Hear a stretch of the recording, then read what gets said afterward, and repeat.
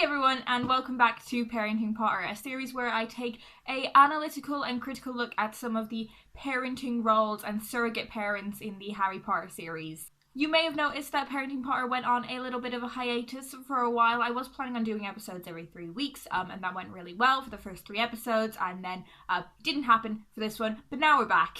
If you're new to this channel or new to this series, basically in Parenting Potter I take a look at the parents in the Harry Potter series and all the people that have a parental role in Harry Potter's life and the effects they have on his childhood and his eventual progression into young adulthood, the connections he has with all of these different people, and discuss how basically Harry's quest throughout the Harry Potter series is to find his own family and build his own family and select who he would like to be part of his family. In the first episode I took a look at James and Lily's absence and how that affects Harry. In the second episode I looked at his adoptive parents, the Dursleys, and the effect they've had on him.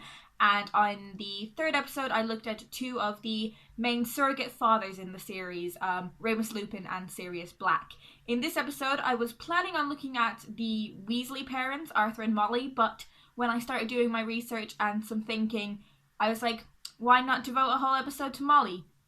Because Molly. I'm also going to come back to why I'm not going to be discussing Arthur that much later on. Before we take a look at Molly specifically, I just want to talk a little bit about the surrogate mothers in the series and how they contrast with some of the surrogate fathers.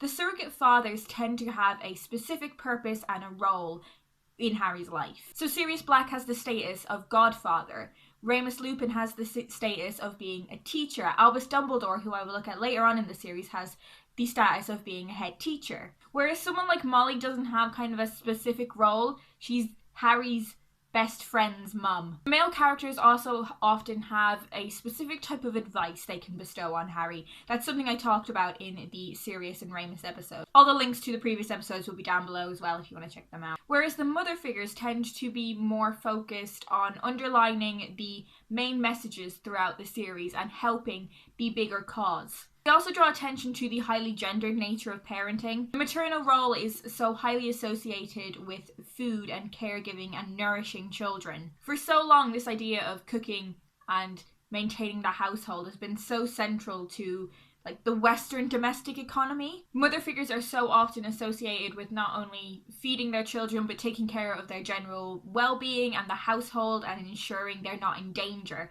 And this is where the maternal role really contrasts with some of the paternal roles we've seen.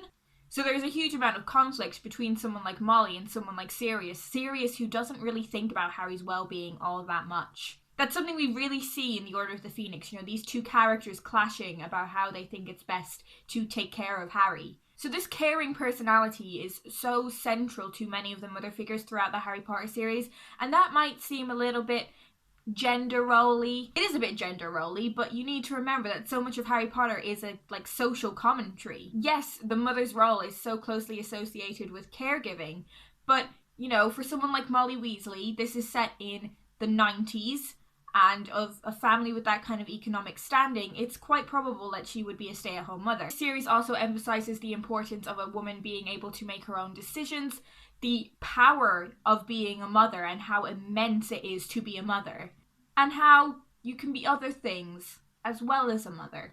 Harry's surrogate mothers possess a number of subversive qualities, and Molly is definitely among those. Mothers play such a central role in this story, and that really contradicts the tradition of keeping mothers in the background. They are involved in intellectual deliberation and actual physical combat. The Harry Potter series really blends the mother's role between the traditional and the subversive. The overall representation of mothers in this series is a real blend between traditional and progression. Molly Weasley is probably the most obvious surrogate mother throughout the series. She does these things like cooking and cleaning and knitting jumpers. At first sight, it's a very traditional role, and she is most often seen doing the actual work of parenting. She's also the parent that most explicitly welcomes Harry into the Weasley family. But for some reason, Harry doesn't have as much of a connection with Molly as he does with people like Sirius. Sirius is really reckless. He doesn't really have Harry's welfare at the forefront of his thoughts, unlike Molly, who really, really does. So why is it that Harry clings to Sirius in a way that he really doesn't cling to Molly. I think Harry definitely appreciates what Molly has done for him, but it's never as explicit or as intense as how he feels about Sirius. And that is because, in general, we really underappreciate emotional labour. Emotional labour is something that is in so much of the Harry Potter series, particularly with the more maternal characters. Crystal Lynn did an amazing video on emotional labour in the Harry Potter series, and I'm going to link that down below because I feel like you can just insert all her words here, and her words are much more intellectual. From things like cooking a traditional English breakfast for Harry in the Chamber of Secrets, to making a golden snitch birthday cake for him in the Deathly Hallows, Molly always has his well-being in mind. So in that way, she definitely represents this traditional ideal of having a mother who can cook really well and is really kind-hearted. Molly Weasley is also the real authority figure in her house. Whenever there's a disagreement between herself and Arthur, it's always her that gets the upper hand and he gives in to what she thinks is best. And that kind of brings me on to why I didn't include Arthur in this episode really at all. In the first episode of Parenting Potter, I spoke about how fathers can be often quite distant because they have physical spaces where their children are not. And I'm by no means saying that Arthur is completely like that. He is a wonderful, loving father, and I think he definitely subverts the traditional ideas of fatherhood in some ways, but he does have that physical space where he is separate from his children. He is working at the ministry quite a lot, and he also has a physical space within their house where it's kind of just his room. Like, the children aren't banned, but it is his space. He's kind of just like the fun dad. So like in the Chamber of Secrets, when the boys steal the flying car, he's just like, oh, how was it? And Molly's like, they're children and they just stole a car. And I think another reason why emotional labour is so often overlooked, particularly with mothers, is because it strays into being overprotective and annoying and Molly coddling, because she's called Molly. Yep. But Molly is definitely not without ambitions or desires. She is a very strong and powerful witch. Not only is she an incredibly talented witch, but you know, she becomes a very valuable soldier. She fights in the Battle of Hogwarts. She defeats Bellatrix Lestrange, one of the most well-known Death Eaters, in order to protect her child. She's already lost one child, and we know from the Boggart scene in the Order of the Phoenix that that is her greatest fear. She's already lost one child, and she is not about to lose another one. This harps back to what I spoke about with Lily being a lioness, protector of her cubs. So within this context of the duel with Bellatrix, we see that becoming a stay-at-home mother is something that Molly has chosen to do. It wasn't that she wasn't capable of doing anything else. She chose to be a mother, and that is incredibly admirable. This is something that J.K. Rowling has spoken about herself as well. Very early on in writing the series, I remember a female journalist saying to me that Mrs. Weasley was just a mother, and I was absolutely incensed by that comment. Now, I consider myself a feminist, and I'd always wanted to show that just because a woman has made a choice, a free choice to say, well, I'm going to raise my family, and that's going to be my choice. I may go back to a career, I may have a career part-time, but that's my choice. Doesn't mean that's all she can do.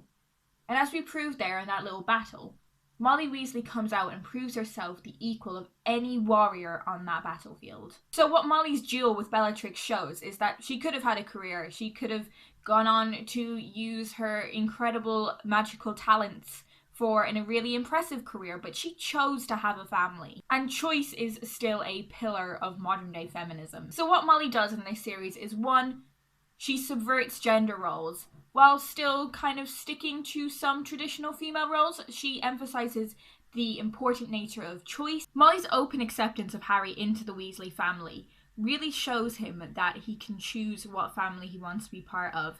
He can choose what people he can surround himself with. You don't have to be a blood relation to someone to love them and care for them. His tendency to include is repeated in Harry's adult life when he becomes a surrogate father for Teddy Lupin. So while Molly might not influence Harry in a sort of direct way like someone like Sirius does with giving him actual advice, she does go to underline the messages of the Harry Potter series. So that was the 4th episode of Parenting Potter. I do hope you enjoyed watching. For this entire video I've been playing with a quaffle, because I am a professional Quidditch player. Do be sure to give this video a like if you liked it. If you want to see more from this series, make sure you are subscribed. If you have any thoughts on any of the things that I've said, do be sure to leave something down in the comments and we can have a little chat about it. Also, be sure to check out Crystal's video because it's just ace. It's really good. I'll see you guys in my next video, and hopefully, if you have enjoyed this video, I will see you in the next episode of Parenting Potter.